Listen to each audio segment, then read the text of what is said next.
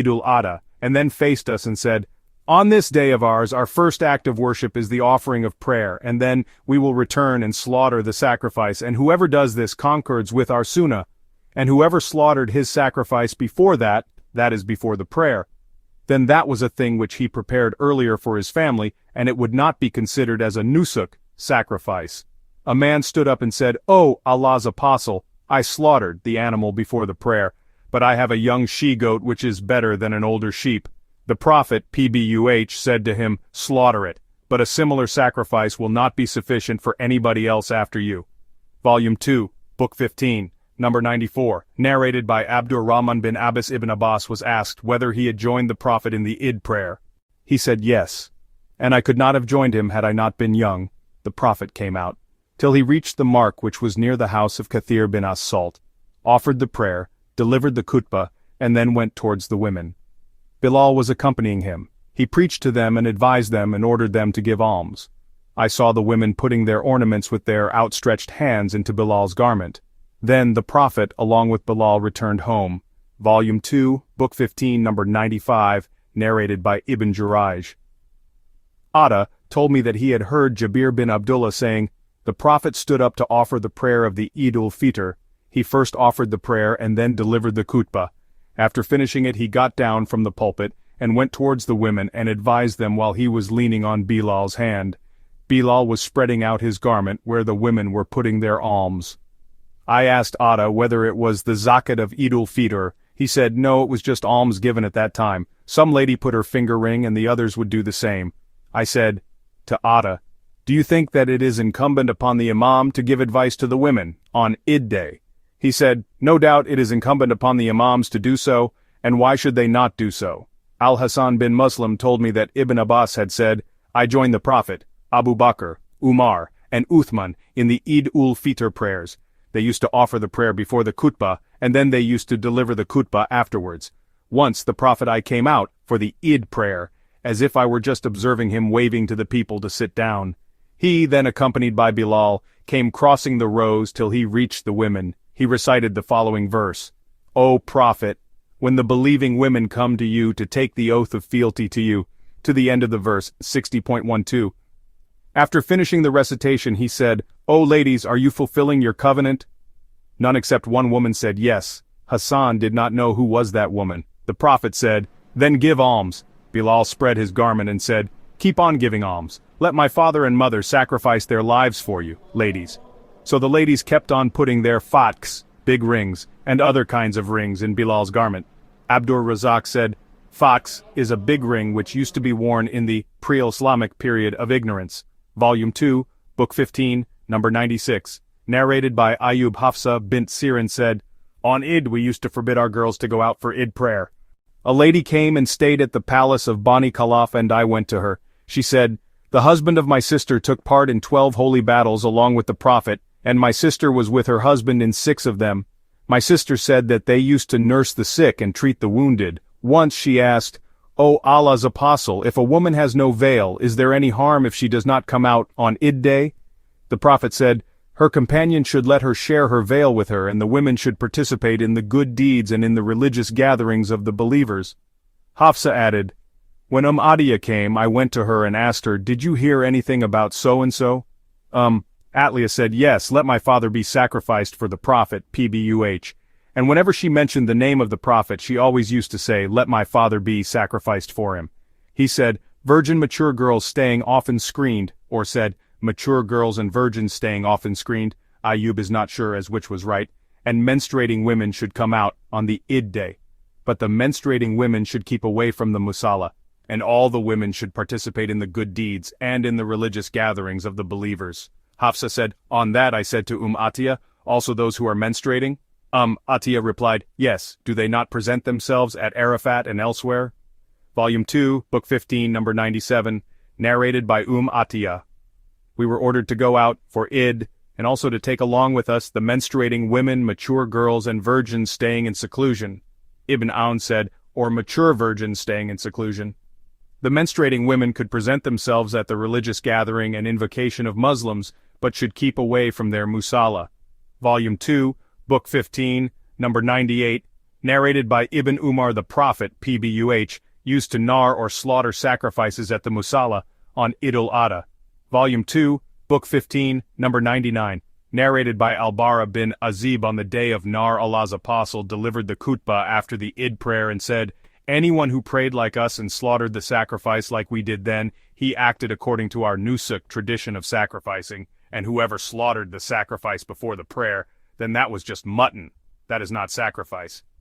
Abu Burda bin Nayar stood up and said, "O Allah's apostle, by Allah, I slaughtered my sacrifice before I offered the Eid prayer and thought that today was the day of eating and drinking, non-alcoholic drinks, and so I made haste in slaughtering and ate and also fed my family and neighbors." Allah's apostle said, "That was just mutton, not a sacrifice." Then Abu Burda said, "I have a young she-goat and no doubt it is better than 2 sheep. Will that be sufficient as a sacrifice for me?" The Prophet replied, "Yes, but it will not be sufficient for anyone else as a sacrifice after you." Volume 2, Book 15, number 100, narrated by Anas bin Malik, Allah's apostle. Tilda offered the prayer on the day of Nar and then delivered the khutbah and ordered that whoever had slaughtered his sacrifice before the prayer should repeat it, that is, should slaughter another sacrifice. Then a person from the Ansar stood up and said, "O Allah's apostle, because of my neighbors," he described them as being very needy or poor, "I slaughtered before the prayer. I have a young she-goat which in my opinion is better than 2 sheep. The Prophet gave him the permission for slaughtering it as a sacrifice. Volume 2, Book 15, number 101, narrated by Jundab.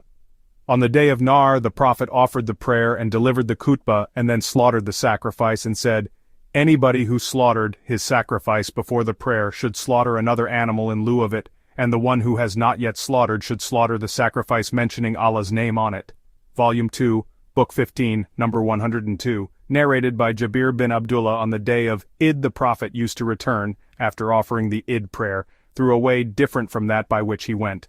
Volume 2, Book 15, number 103, narrated by Urwa on the authority of Aisha on the days of Mina, 11th, 12th and 13th of Dhul-Hijjah.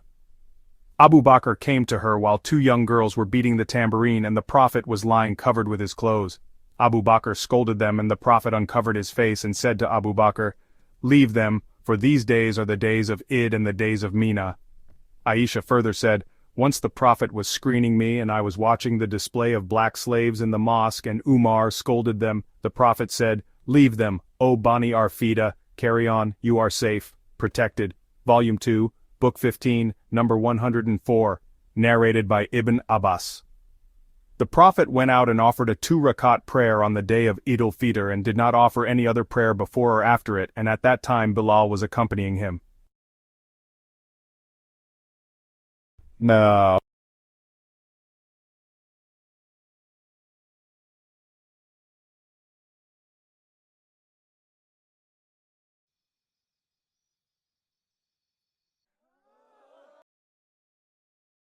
Volume 2, Book 25, number 579, narrated by Ibn Umar, Allah's apostle, enjoined the payment of 1 sa of dates or 1 sa of barley as zakat-ul-fitr on every Muslim slave or free, male or female, young or old, and he ordered that it be paid before the people went out to offer the Eid prayer.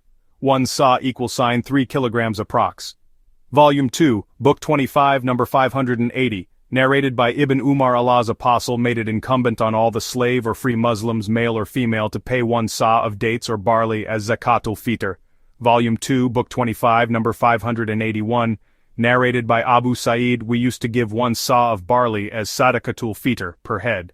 Volume 2, Book 25, number 582, narrated by Abu Sa'id al-Khudri. We used to give 1 sa of meal or 1 sa of barley or 1 sa of dates or 1 sa of cottage cheese or 1 sa of raisins, dried grapes as zakat-ul-fitr. Volume 2, Book 25, number 583, narrated by Abdullah bin Umar, the Prophet ordered Muslims to give 1 sa of dates or 1 sa of barley as zakat-ul-fitr. The people rewarded 2 muds of wheat as equal to that. Volume 2, Book 25, number 584, narrated by Abu Sa'id al-Khudri.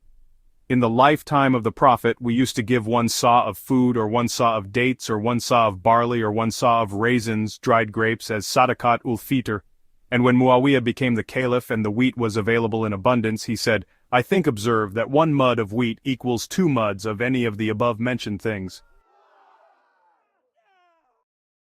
Volume 2, Book 25, number 585, narrated by Ibn Umar. The Prophet ordered the people to pay Zakat-ul-Fitr before going to the Eid prayer. Volume 2, Book 25, number 586, narrated by Abu Sa'id al-Khudri. In the lifetime of Allah's Apostle, we used to give 1 sa of food, edible things, as Sadaqat-ul-Fitr, to the poor. Our food used to be either of barley, raisins, dried grapes, cottage cheese, or dates. Volume 2, Book 25, number 587, narrated by Nafi ibn Umar said, the Prophet made incumbent on every male or female, free man or slave, the payment of 1 sa of dates or barley, as Sadaqat-ul-Fitr, or said Sadaqah Ramadan. The people then substituted half sa of wheat for that. Ibn Umar used to give dates, as Sadaqat-ul-Fitr. Once there was scarcity of dates in Medina, and Ibn Umar gave barley. And Ibn Umar used to give Sadaqat-ul-Fitr for every young and old person. He even used to give on behalf of my children. Ibn Umar used to give Sadaqat-ul-Fitr to those who had been officially appointed for its collection. People used to give Sadaqat-ul-Fitr, even, a day or two before the Eid. Volume 2, Book 25, number 588, narrated by Ibn Umar. Allah's Apostle has made Sadaqat-ul-Fitr obligatory, and it was, either 1 sa of barley or 1 sa of dates, and its payment was obligatory, on young and old people, and on free men as well as on slaves.